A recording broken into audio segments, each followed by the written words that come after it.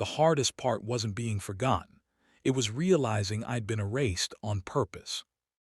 I found out about my grandson's wedding from Marley next door. She asked what suit I'd be wearing. I just stared at her. "Didn't they tell you?" she asked. I shook my head. She went quiet. I drove to the church anyway, sat in the very back. I didn't want to cause a scene. I just wanted to see him, the boy I bounced on my knee, taught to ride a bike, the one who used to call me Grandpa Hero. The organ played. My daughter floated down the aisle in navy blue, proud as ever. Her smile dimmed when she spotted me. I thought she might wave. Instead, she leaned to the wedding planner and muttered, "Don't let him in the reception." Seriously. I heard it clear, like a hammer to the chest. My son-in-law glanced back. His eyes slid over me like I was a smudge on glass. No nod, no acknowledgement. I stayed through the vows. When they kissed, I left. Drove to the diner down the street and sat in the same booth Martha and I used to share after church. The waitress brought me black coffee without asking. "You okay?" she said gently. "I think I'm done being useful," I said. She didn't press, just left the sugar on the table. I sipped in silence. The voices in my head were louder than anything around me. When did I stop being family? Was it after Martha passed? Was it when I stopped driving at night? No, it started long before that. Quiet sighs when I joined their conversations. Rolled eyes when I offered advice. A shift in tone like I was some antique taking up space. I thought grief softened people, but for some it sharpens their knives. I drove home and opened the old chest where we kept photo albums. Pulled one out, birthday parties, camping trips, graduations. My hand lingered on a photo of my daughter at age 6 holding my hand. Her smile had no corners then, just round, innocent joy. I pressed my thumb to the glass. "You used to love me," I whispered. Maybe if someone had told me this could happen, that blood turns cold and kindness fades behind inheritance whispers, maybe I would have been ready. If anyone's listening, don't make the mistake I did. Don't assume time makes you irreplaceable. It just makes them more practiced at leaving you behind. That night I sat in my truck outside their reception hall, watched strangers hug and laugh under twinkling lights. Through the window, I saw my grandson lift a toast. To what, I don't know. All I saw was the empty chair where I should have been. Grief makes you slow, and in that slowness snakes move fast. I hadn't opened the fireproof box since Martha died. It sat in the back of our bedroom closet, beneath blankets that still smelled like her shampoo. I knelt, knees creaking, and dragged it into the light. The will was right where we'd left it 5 years ago, updated together, initials on every page. Split evenly between our children, it said. No executor without full consent of both spouses. Her handwriting was in the margins, little stars next to the charities we discussed donating to. I remembered the day we signed it at Helen's old office. Martha wore her blue scarf. She gripped my hand so tightly I thought she was trying to imprint our names into time. I took that original will to the courthouse the next morning, asked the clerk to verify the latest filing. She blinked, tapped her keyboard, and said, "There's a newer one, filed 3 months ago." My stomach dropped. "May I see it?" She hesitated. "It's public record." She printed it out and slid it across the desk. My name was there, but not my signature. Martha's name, too, scrawled in a way that made my chest tighten. It listed my daughter and her husband as sole heirs. The donation clauses, gone. The equal split, replaced with a line about streamlining the estate for modern financial efficiency. I stared at the ink like it was blood. "This isn't real," I muttered. "This isn't us." The clerk cleared her throat. "Do you need to file a dispute?" I folded the page carefully. My hands trembled like they did the day Martha passed. I didn't answer her, just walked out. In the parking lot, I sat in my car and unfolded the paper again. My signature had always curled inward, a loop on the S, a long tail on the M. This was a straight-line nightmare. And Martha, she hadn't been able to hold a pen in her final weeks. Her writing had turned to dust. I whispered to myself, they faked it. They faked the whole damn thing. I gripped the steering wheel and closed my eyes. Flashes of hospital visits, whispered side conversations between my daughter and her husband, their sudden interest in taking care of things. I was grieving, they were planning. It wasn't just betrayal, it was invasion.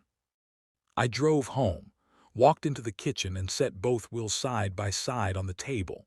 The original, Martha's voice. The new one, someone else's hand, hijacking our final wishes.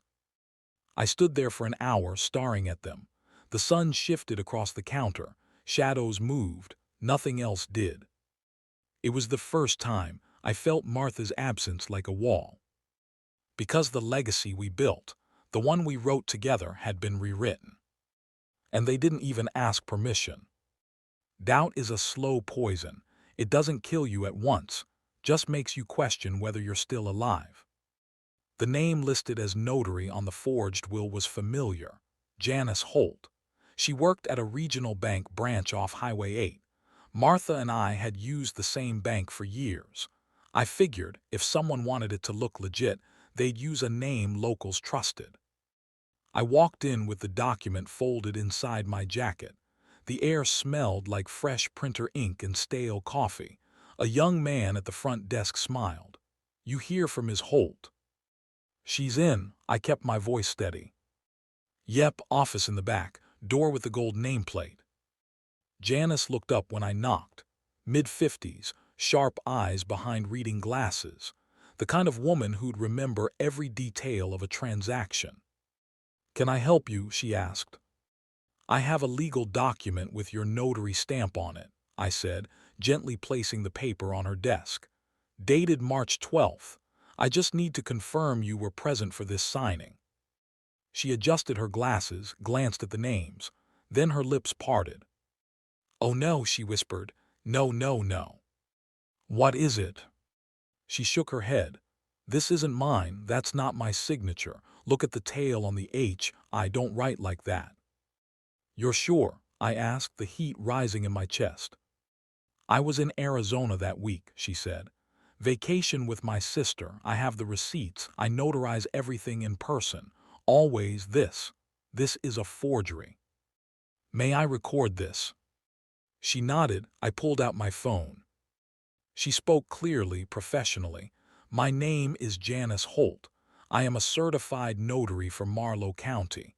I did not witness or notarize this document. The signature listed is not mine. I was out of state during the week indicated." I thanked her. She looked at me. Then at the document. "Who did this?" "My daughter," I said. "Or her husband, maybe both." She pressed her lips together. "I'm sorry. That's a cruel thing to do to family." On the way home, I played the recording again. Her voice steady, mine silent. My memory hadn't betrayed me. They had. I gripped the steering wheel tighter with every mile. Each time I replayed it, "This is not my signature." Something inside me hardened. They weren't just stealing my estate. They were rewriting the truth, as if I had no voice, as if I didn't matter. Martha once told me, "The cruelest thing isn't theft. It's being erased while you're still breathing." Now I knew exactly what she meant. Because on that drive home, surrounded by fields we once walked together, I realized. They weren't just taking what was mine. They were pretending I was never here at all. Grief is heavy, but suspicion is heavier. It doesn't just sit on your chest, it whispers in your ear. I hadn't been in the attic since the funeral. The air was stale, boxed in time. I climbed the ladder slowly, half from age, half from dread. Dusk greeted me like an old enemy. The holiday lights were right where we left them. So were the plastic tubs labeled taxes 1992,000 and camping gear. But behind it all, buried beneath a faded quilt Martha once stitched, was a manila folder, sealed, firm, deliberate. Her handwriting still sharp despite her tremors near the end. "If they try anything."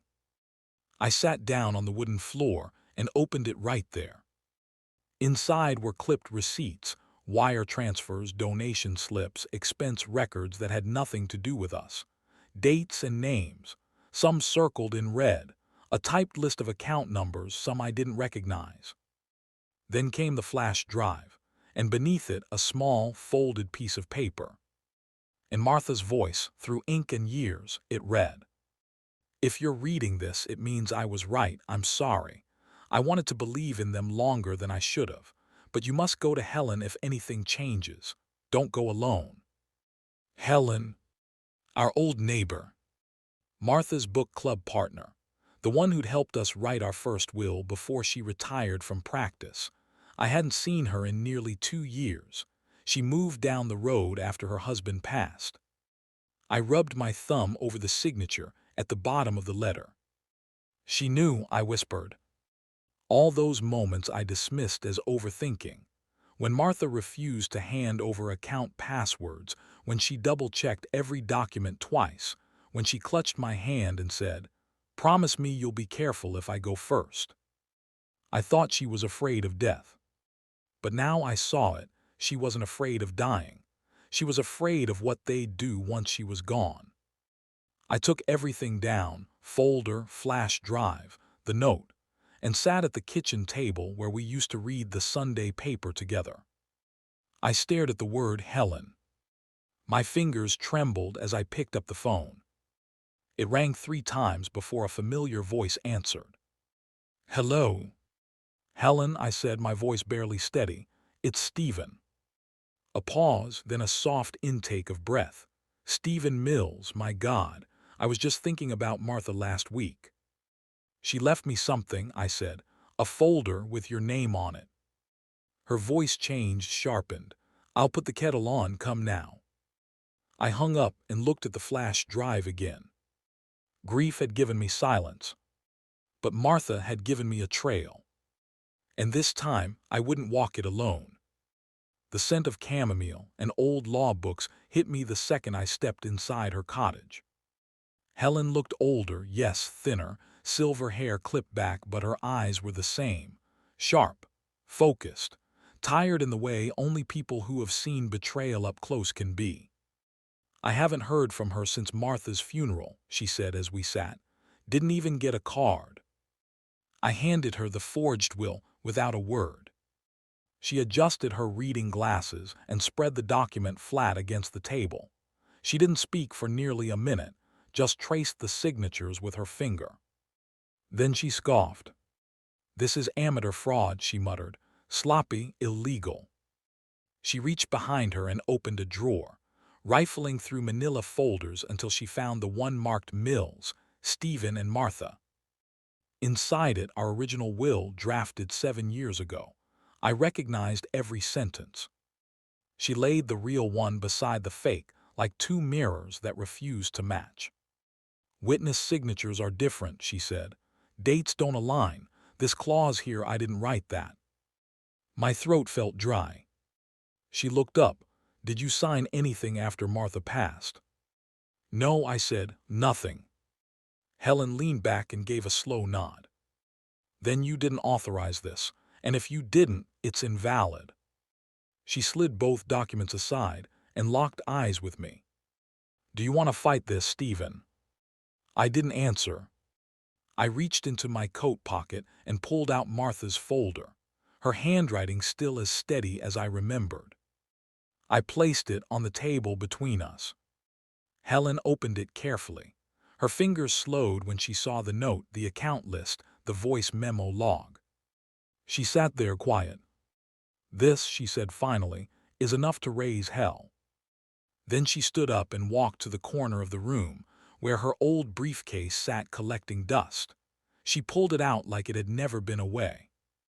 "I'll need copies of all of this," she said, already organizing the papers. "And I'll draft a motion to freeze any estate activity immediately." I watched her, this woman who once baked cookies with Martha after book club, now preparing for legal war. "They're smart," I said. "No," she replied without looking up. "They're greedy. Greedy people always leave a trail." I wanted to ask her why she was doing this for free for me after all this time, but I didn't need to. She already knew the answer. "I owe Martha," she said, as if reading my thoughts. "She helped me through some ugly days when my husband died. She told me once, if anything happens to me, Stephen won't see it coming. You will." She zipped her briefcase shut. "Let's burn them," she said.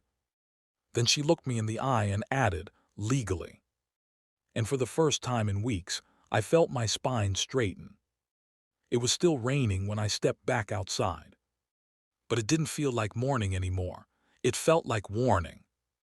It's strange how silence becomes louder when you know someone is lying about who you are. The letter arrived folded in 3 sharp creases, thick paper, lawyer's watermark, my daughter's husband's signature at the bottom. "He's in cognitive decline," it read. "Recent behavior suggests confusion, paranoia, and emotional instability. That man once hugged me every Christmas. Now he was painting me senile to a judge." I slid the paper across Helen's desk without a word. She read it, lips pressed into a thin, cold line. "This is typical," she said. "Character assassination is the first move of guilty people." "Do they really think that'll work?" I asked. "They're banking on exhaustion," she replied.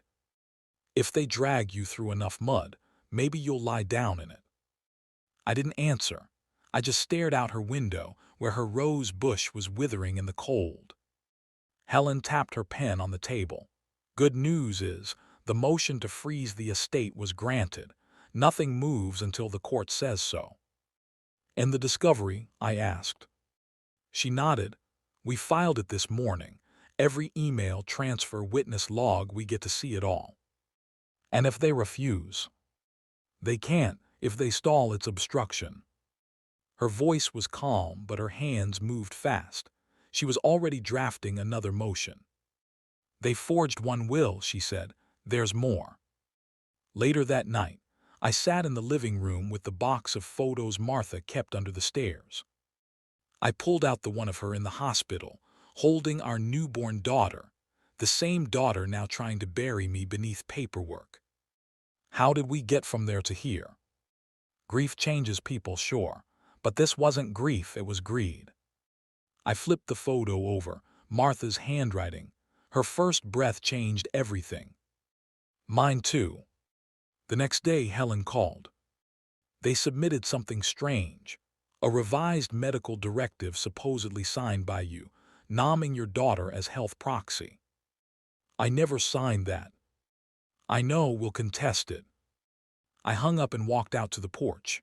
The air was thin, sharp, cold enough to make my lungs ache. I closed my eyes and imagined Martha beside me, her hand wrapped around a mug, steam rising between us. "You were always the smart one," I whispered. And I could almost hear her reply, "Not smart, just ready." I opened my eyes and made a promise under my breath. I wouldn't fade, I wouldn't forget. They wanted to paint me as a relic, a broken man grasping at shadows. But shadows only exist when something solid stands in the light. Grief doesn't always come with silence. Sometimes it comes with the sound of a voice you thought you'd never hear again. Helen handed me the flash drive with a look that said everything before she opened her mouth. "It was in the folder," she said, "buried between the receipts and bank records." "What is it?" I asked, though I already felt it, that weight in my chest. "Voice memo, Martha, dated 2 weeks before she passed." She clicked play. "They're circling the will," Martha's voice crackled through the speakers, soft, worn, but unmistakably hers. "He brings her coffee every morning now, asks questions about finances. I think she's in on it." My throat closed. My hand gripped the edge of the table. "She knew," I said. Helen paused the recording. "She suspected, and she documented it. That's everything in court." "No," I whispered, "that's everything in life." I asked to hear it again. This time I didn't blink.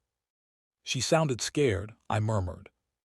"She sounded prepared," Helen replied, "like she knew this day would come." I nodded, swallowing hard. Not afraid of dying, afraid of being betrayed while dying. Helen's voice dropped. We'll transcribe it, file it as supplemental evidence. She stood, leaving me alone with the flash drive. I took it home. Later that night, I sat on the back porch, wrapped in my old coat, headphones in, and let her voice fill the air again. If you're hearing this, it means they tried something. I'm sorry. I tried to stop it. I left what I could. My eyes stayed dry, but my chest cracked open like wet bark splitting in winter. I trusted you to see the signs, Stephen, and I trust Helen. Don't let them erase you. The night creaked with wind and memory. I rewound the recording, paused it at her breath, played it again. She wasn't just leaving a warning, she was leaving love. The next morning, I brought the printed transcript to Helen. This, she said, is a hammer. I signed the affidavit for its submission. Your daughter and son-in-law will try to dismiss it as paranoia, she warned. Let them, I said. Paranoia doesn't come with dates, timestamps, and names. Helen smiled faintly. You're not the only one building a case anymore. We sat in silence after that. And in that silence, I heard my wife's final words again. Not fear, not desperation. Just clarity. They hadn't just betrayed me. They'd betrayed her memory. And I was done letting them. The truth doesn't shout in courtrooms. It waits for the silence. Helen stood with one hand resting gently on the lectern. Her voice was calm, even kind. Please state your name and occupation for the record. The notary cleared her throat. Susan DeWitt. I'm a retired bank officer and former licensed notary public. And did you notarize the revised will, dated August 14th of last year? Susan looked straight at the judge. No, I did not. A low murmur spread across the courtroom. Helen held up a copy of the will. Is that your signature? Susan leaned forward, adjusted her glasses, and shook her head. No, that's not my handwriting, and I wasn't even in town that week. I was recovering from surgery. I've already filed a statement with the Bar Association. My daughter's lawyer shot to his feet. Objection. Sustained, the judge said, almost bored. Helen didn't flinch. Let the record show that the notary denies having signed the document in question. I watched my son-in-law from the witness bench.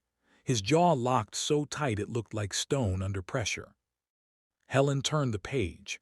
Now, let's talk about the funds used to pay for the legal filing of this revised will. She projected a bank statement onto the screen. This is a joint account belonging to Amanda and Gregory Langston, correct? The lawyer fumbled with his pen. My daughter looked down at her lap. Helen tapped the screen. 3 weeks before the will was filed, there was a $7,400 payment to Langston Legal Services. Another statement. And 2 weeks later, a $1,200 withdrawal labeled Private Notary Service. The judge leaned forward. Is that accurate?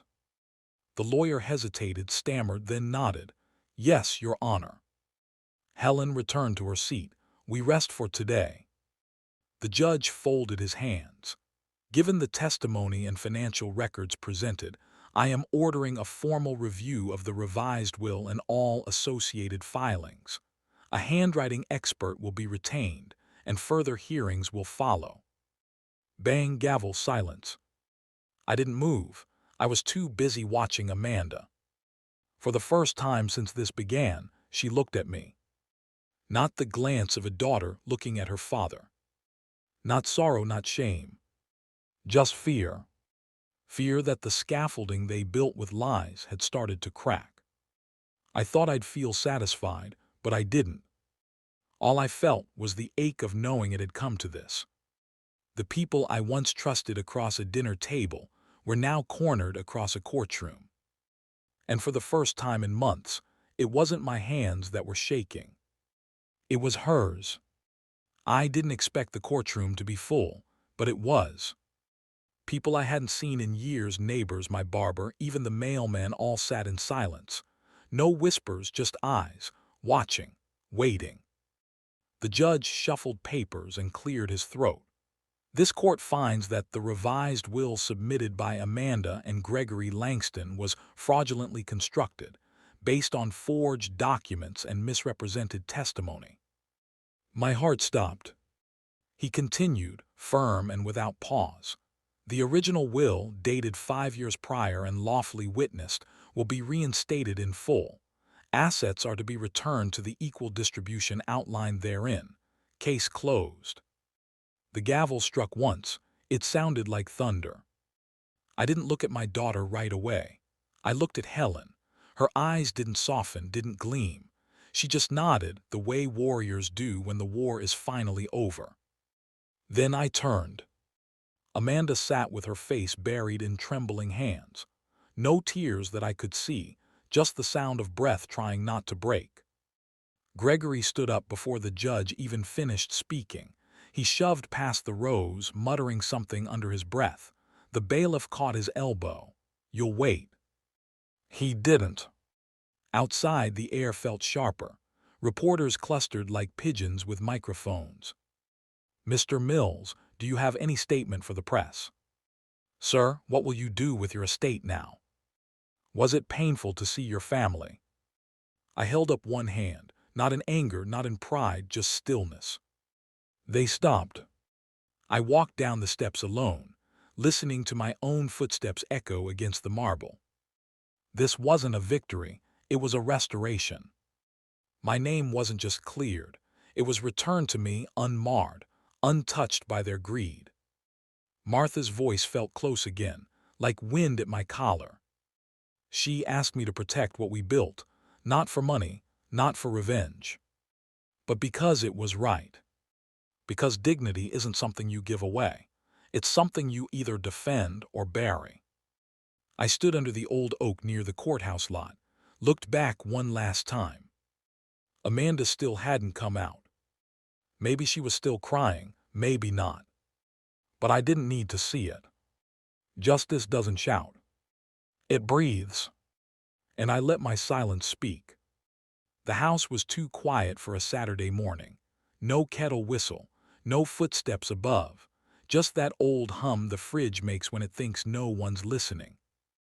I laid the will on the table, the original one, the real one, the one Martha and I spent a full Sunday afternoon drafting, bickering over percentages, scribbling out names, laughing about what our kids might think.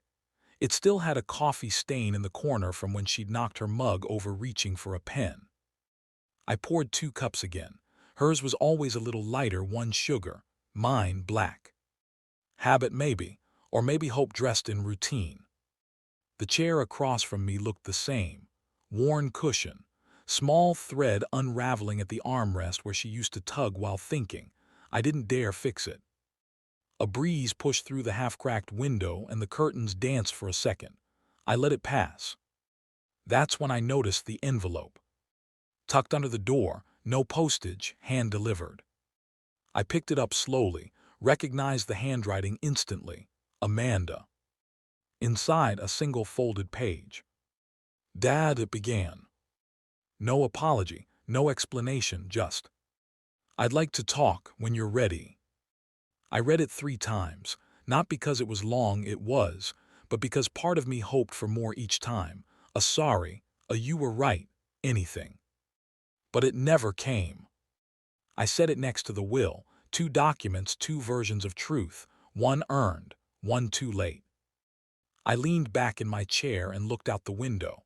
The roses were blooming again, not as full as when Martha tended them, but they were trying.